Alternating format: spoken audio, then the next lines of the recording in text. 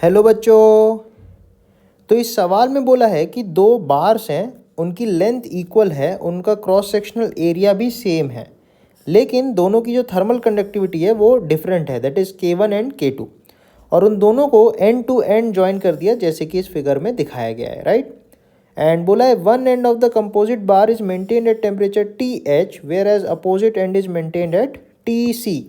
तो यहाँ बोल सकते हैं ये वाला एंड TH पे है और ये वाला एंड TC पे है, राइट। अब आगे बोला है if there is no heat loss from the side of the bars the temperature TJ of the junction is given by. तो बीच का ही जो टेम्परेचर यहाँ पे TJ दिया गया है, हमको TJ पता करना है, राइट। तो यहाँ पे जो कॉन्सेप्ट यूज़ होगा वो ये है कि सीरीज में जब रॉड्स लगी होती हैं तो उसमें से जो हीट करंट होता है वो सेम होता है एक्चुअली। तो अगर हम हीट करंट लिखें ए बार के अक्रॉस तो that will be K1A TH minus TJ whole upon L length. और यही हीट करंट बी बार से भी जाएगी तो इसको लिख सकते हैं K2A TJ minus TC whole upon L। Also इस पूरी बार को एज अ सिंगल आप सोचोगे तो TH और TC को वैसा सोचे अपन तो अपन लिख सकते हैं हीट करंट के इक्विवेलेंट, पूरी रॉड को एक सिंगल रॉड मान के, into A into TH minus TC whole upon total length हो जाएगी आपकी बार 2L। और ये तीनों ही करंट्स एक्चुअली में बराबर होगी, ऊपर वाली दोनों और नीचे वाली, राइट। अब K इक्विवेलेंट निकालना है अपन को, K इक्विवेलेंट तो पता नहीं है, तो K इक्विवेलेंट निकालने के लिए आप थर्मल रेसिस्टेंस का जुगाड़ यूज़ करेंगे। तो थर्मल रेसिस्टेंस सीरीज में हम लिखते हैं R1 का प्लस R2 का, जो भी होगा वो R थर्मल इक्विवेलेंट कहलाएगा, राइट। तो थर्मल रेसिस्टेंस हम देते हैं L upon K1A plus L upon K2A, और इक्विवेलेंट रॉड की लेंथ 2L है और इसी को अपन K इक्विवेलेंट और A बोल रहे हैं।